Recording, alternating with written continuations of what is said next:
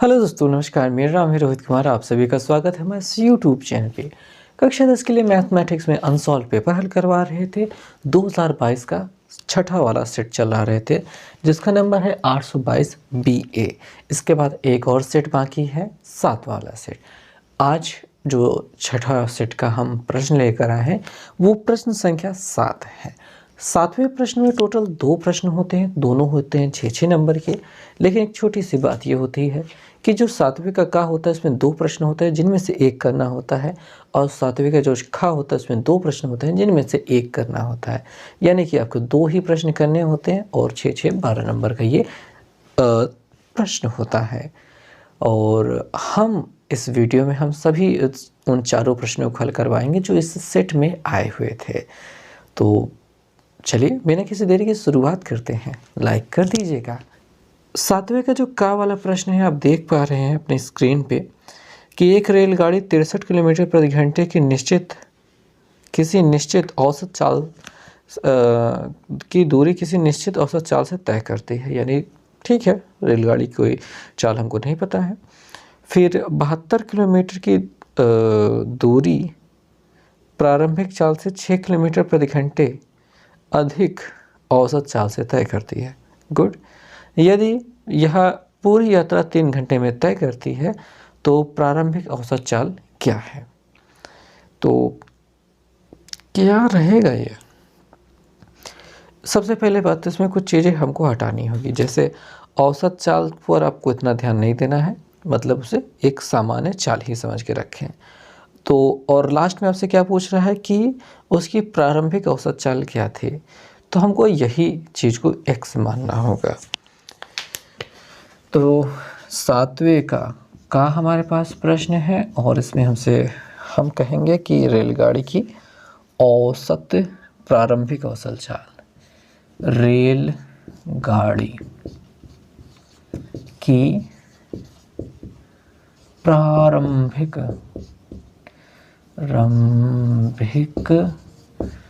औसत चाल हम बहुत ही प्यार से x किलोमीटर प्रति घंटे मान सकते हैं। फिर कह रहे हैं कि एक रेलगाड़ी 63 किलोमीटर की दूरी एक निश्चित औसत चाल से तय करती है। फिर 72 किलोमीटर की दूरी 6 किलोमीटर प्रति घंटे की अधिक औसत चाल से तय करती है। तो नई चाल जो है 6 किलोमीटर प्रति घंटे बढ़ा करके है, तो वो भी लिख लें। नई चाल अगर वो लिख लेते हैं तो ज़्यादा अच्छा रहता है। 6 किलोमीटर प्रति घंटे। 63 किलोमीटर की दूरी निश्चित औसत चाल से तय करती है। ठीक, तो ऐसे में जो देखिए हमको दूरी पता है, पहली दूरी जो दी गई है वो लिख लेते हैं पहले। ये हो गई पहली दूरी। काफ़ी मुश्किल है प्रश्न, इस वजह से हमको इतना समय लग रहा है, अन्यथा और आसानी से समझा सकते थे। दूसरी दूरी, क्योंकि इसमें शब्दों का खेला बहुत खतरनाक है। अगर आपने इसको थोड़ा धीरज से नहीं समझा, प्यार से, तो ये हाथ से निकल सकता है। और यदि यह पूरी यात्रा 3 घंटे में तय करते, कुल समय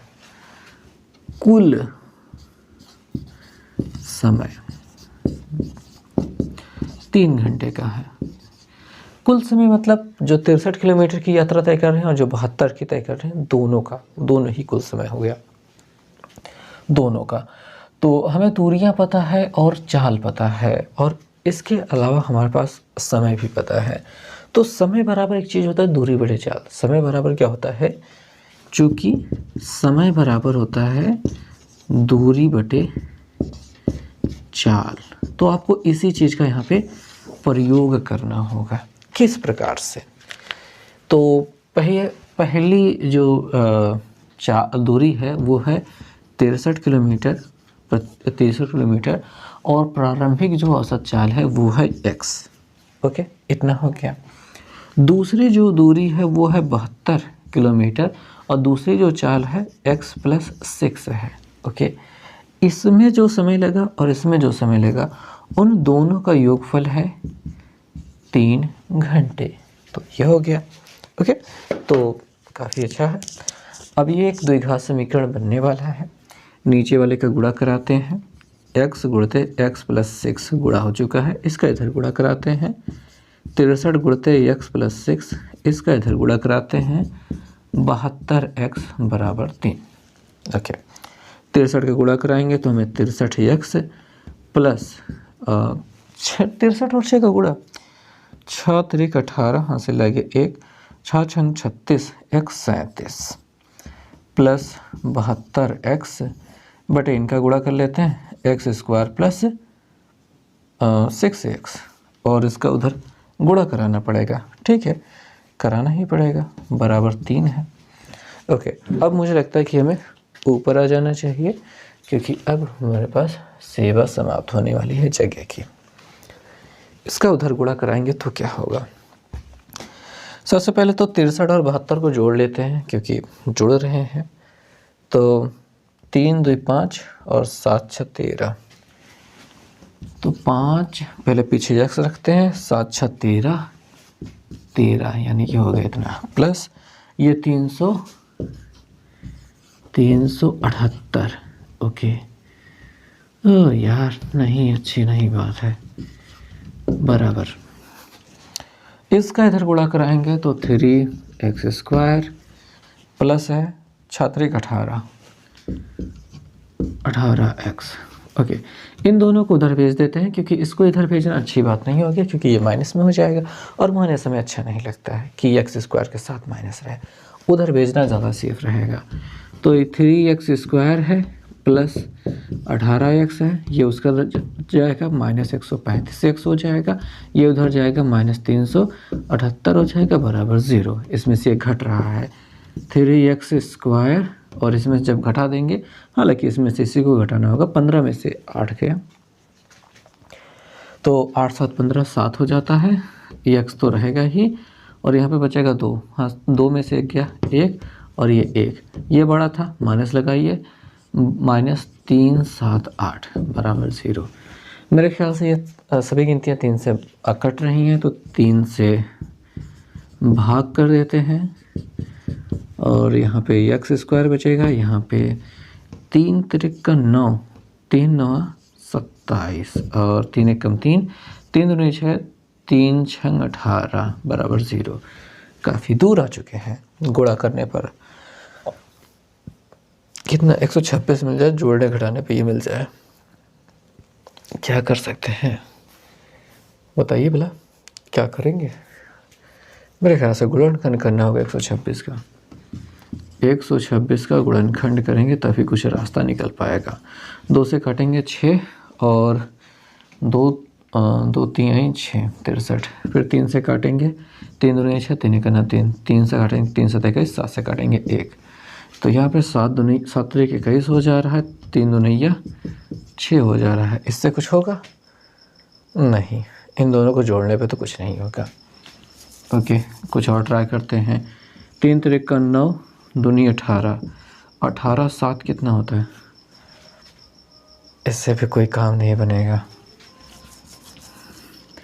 7 7 21, 21 दूना 42, 7 3 21, 21 दूना 42, 42 में से 3 घटाने पे क्या होता है 39। हाँ, इससे काम बन जाएगा। तो बाकी को मिटाते हैं, 42 माइनस 3,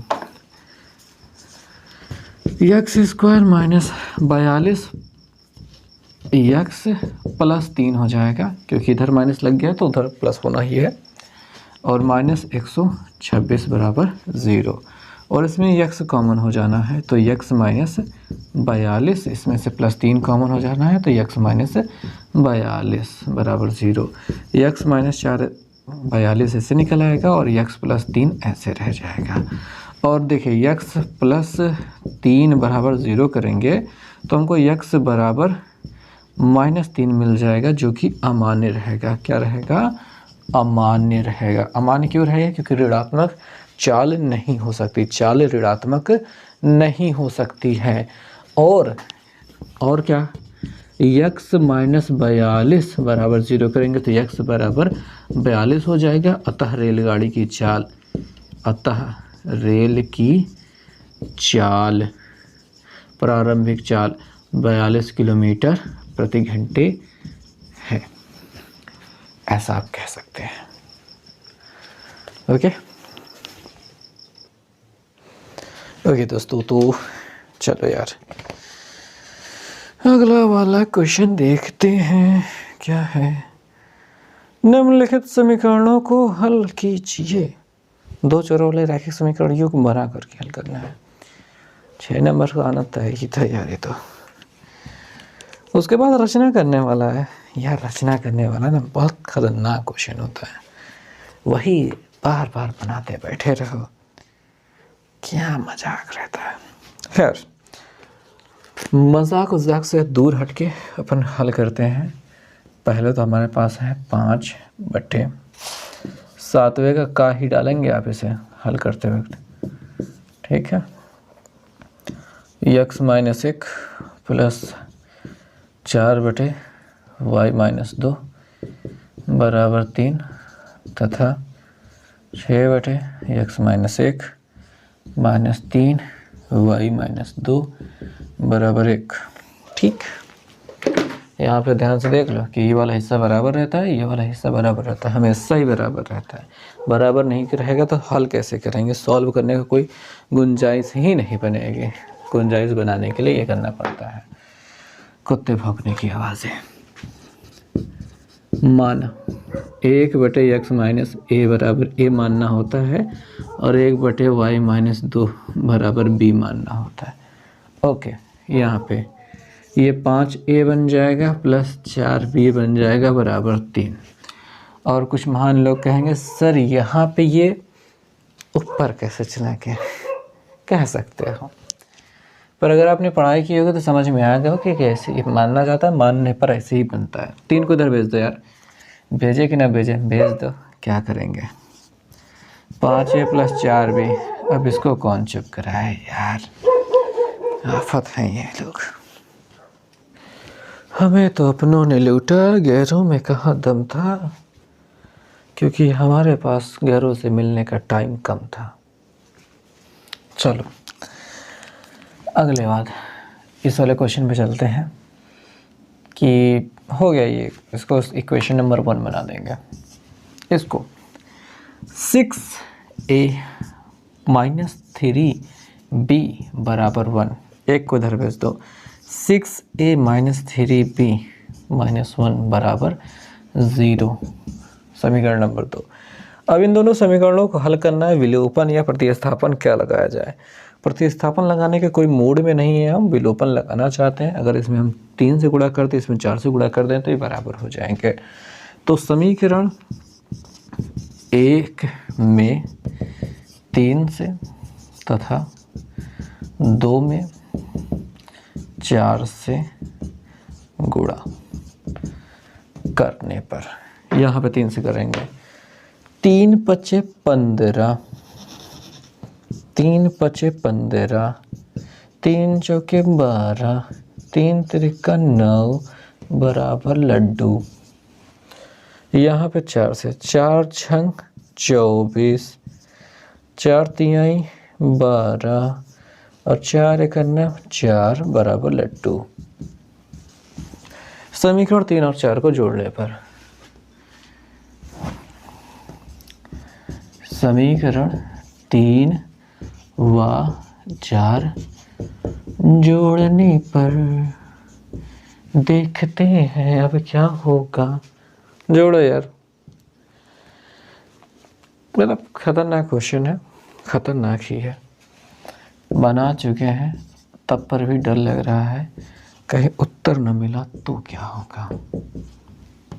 और ये कितना है, 24 से माइनस 12 भी, अच्छा ये वाला तो प्लस था ना, गलत हो गया। यहाँ पे 24a माइनस 12b माइनस कितना था, 4 बराबर 0, 4 बराबर 0। अब आंखें बंद करके इसे काट दो। कट गया, जोड़ रहे हैं ना, कट गया। अब इसको आंखें बंद करके जोड़ दो। 24 और 15 जोड़े कितना होता है? 39, 39। यहाँ पे लिख दो 39 ए। इसको भी आंख बंद करके जोड़। 14 नहीं 9 4 13 -13 बराबर 0। 13 को उधर भेजो। 39 ए बराबर 13 हो जाएगा। ए बराबर 13/39, 13 तिया 39, ए बराबर 1/3। ए का मान समीकरण इसमें, हाँ इसी में रखो, 6 में रखने पर, सॉरी 2 में रखने पर। ए का मान समीकरण 2 में रखने पर, क्यों 2 ये में रख रहे हैं? क्योंकि हमको यहाँ पे दिखाई दे रहा है ए और यहाँ दिखाई दे रहा है 6 और वहाँ पे दिखाई दे रहा है 3। 3 से 6 कट जाएगा बड़े आराम से। इसमें नहीं रख सकते थे क्या? रख सकते थे। इन दोनों में भी रख लो, जिसमें मर्जी का है उसमें रख लो। जो आसान पड़ेगा वही मैं करूँगा। ठीक है, यहाँ वाले पे रखते हैं। 6 हो गया, गुणते 1/3 हो गया, -3 बी है, -1 बराबर 0। ठीक है। 3 2 नहीं है, 6 2 मिल गया, 2 1 का 2 -3 बी, -1 बराबर 0। 2 में से 1 घट जाएगा। तो यार क्या होगा कि पहले तो ये अपना लिख लो कि -3 बी है। 2 में से 1 घटाने पर प्लस में 1 मिलेगा बराबर 0। इस 1 को उधर भेजेंगे तो -3 बी बराबर -1 हो जाएगा और b बराबर 1/3। दिखाता है, चलो काम चलाओ, चल जाएगा। ये 1/3 मिला है भैया। ठीक है। तो क्या उत्तर मिल गया? बिल्कुल नहीं। अभी यहाँ पे आएंगे कि 1/x-1 बराबर a था और a बराबर कितना मिला है? a बराबर मिला है 1/3। चूंकि 1/x-1 बराबर a था और हम यहाँ पे 1/x-1 बराबर 1/3 लिख देंगे, क्योंकि यहाँ से मिला था। उल्टा कर देंगे, अब उल्टी कर दिया। यहाँ पे x-1 बराबर 3 हो गया। इस -1 को उधर ले जाएंगे तो x बराबर 3 + 1 और x बराबर 4। ये एक विधिवत उत्तर मिला। चूँकि 1/y-2 बराबर b माने थे, 2 बराबर b माना गया था, इसलिए 1/y-2 बराबर 1/3 मिल जाएगा। ठीक है, तो y-2 बराबर हमको 3 मिलेगा। 2 को उधर भेज देंगे। y बराबर 3 में से 2 गया, मतलब 3 + 2 हो जाएगा और y बराबर 5 मिल जाएगा। तो समीकरण का हल तो हो गया। अच्छा, शुरू में खतरनाक लगता है प्रश्न, लेकिन एक समय के बाद बहुत आसान हो जाता है। ठीक है।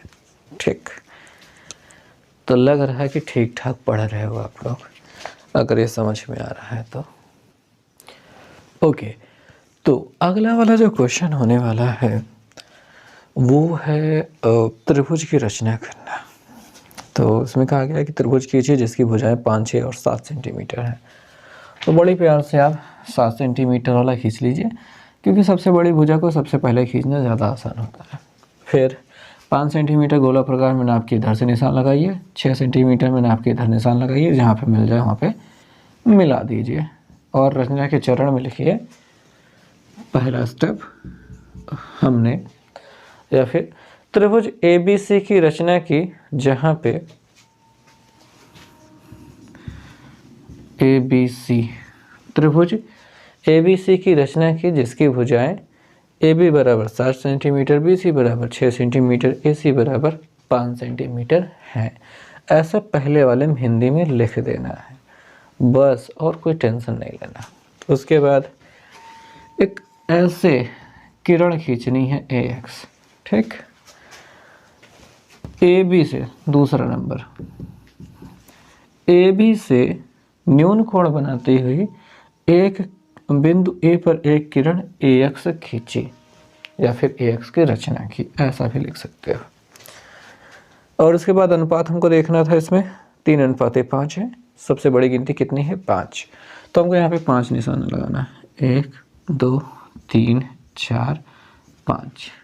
थोड़े बड़े बड़े भी लगा सकते हो, जैसा आपको अच्छा लगे। इसको A1 कह दें, A2 A3 A4, अरे नीचे लिखता है यार, लिखते हैं इसको, ऊपर नहीं लिखते हैं। फिर M1 ले लेते हैं, M2 M3 M4 M5, कुछ भी ले सकते हो, खुद ज़रूरी नहीं है कि वही विशेष नाम लिया जाए।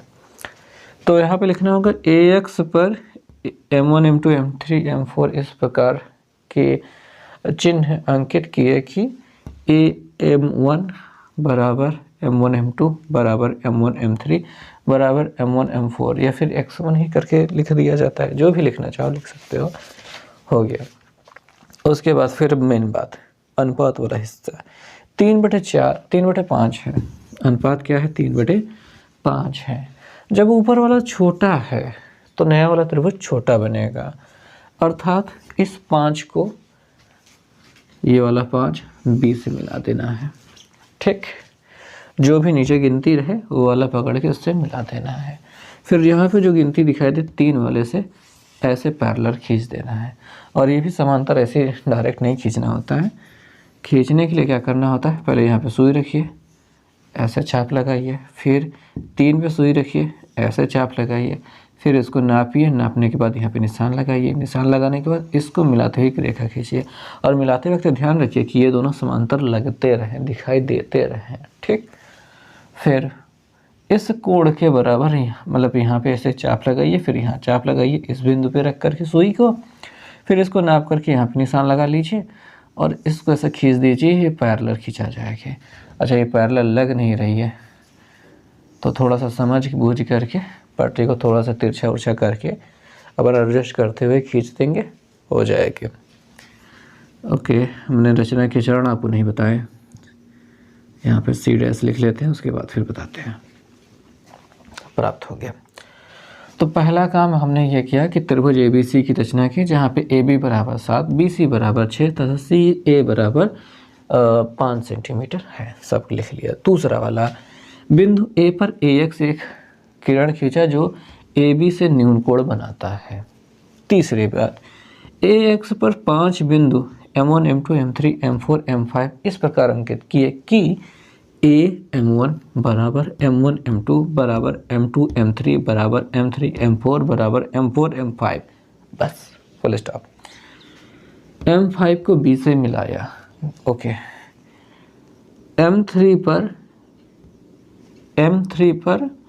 M5B के समांतर एक रेखा खींचा जो AB को B' पर मिलता है। ठीक है, M3 पर M5B के समांतर एक रेखा खींचे जो AB को B' पर मिलता है। फिर B' पर BC के समांतर एक रेखा खींची जो AC को C' पर मिलता है।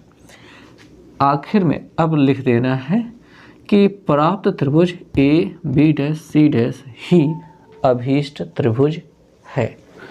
तो दोस्तों, जो अगला प्रश्न है वो काफ़ी बढ़िया प्रश्न है और लिखते हुए प्रश्न है, मतलब ठीक ठाक प्रश्न है कि एक समद्विबाहु त्रिभुज ABC में भुजा AB बराबर भुजा AC तथा बिंदु B से भुजा AC और BD पर AC पर BD लंब है। सिद्ध कीजिए कि BC² बराबर 2AC BDC। ओके, तो सबसे पहले तो हम प्रश्न संख्या 7 का खड़ा लेंगे, उसके बाद फिर लिखेंगे दिया है। दिया और बाती हम त्रिभुज ABC में हमारे पास जो हमारी AB है वो बराबर है AC के, क्योंकि समद्विबाहु त्रिभुज है। वो पहले ही क्या था, समद्विबाहु लिखना चाहें लिख सकते हैं। और AC पर BD लंब है और BD जो है वो लंब है AC पर, ये कहना चाहते हैं। फिर सिद्ध करना है, इतना ही चीज़ दिया गया है। फिर सिद्ध करना है। सिद्ध करना है। क्या सिद्ध करना है? सिद्ध करना है कि BC² यानी कि BC² बराबर 2AC इंटू DC, ये प्रूव करना है। ओके, चलिए इसके लिए सबसे पहले तो त्रिभुज बनाना है। बिना त्रिभुज के कोई काम नहीं हो पाएगा। इस त्रिभुज का नाम ABC हो गया। कौन? AB और AC बराबर है। ये वाला AB, ये वाला AC बराबर है। फिर BD पर, अरे BD लंब AC है, सही है यही कि नहीं? AC पर BD लंब है। ओके, यहाँ से लंब डाला गया है कुछ इस प्रकार से लंब। ओके, फिर ये प्रूफ करना है BC² बराबर 2AC इंटू DC। काफ़ी अच्छी बात है। तो इसमें समकोण त्रिभुज लगेगा और कुछ कर सकते हैं इसमें? नहीं, समकोण त्रिभुज पाइथागोरस प्रमेय ही लगेगा। समरूपता यहाँ पे कोई चांस नहीं है और समरूप बनाने का कोई मतलब भी नहीं है। तो त्रिभुज कौन सा त्रिभुज को चुना जाए? पहले यही चुन लिया जाए।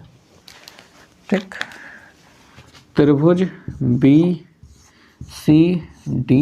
में, ठीक, यहाँ पे 90 है तो 90 के सामने वाला कर्ण है, तो BC² बराबर हो जाएगा BD² प्लस DC²। ठीक, इतनी बात हो गई।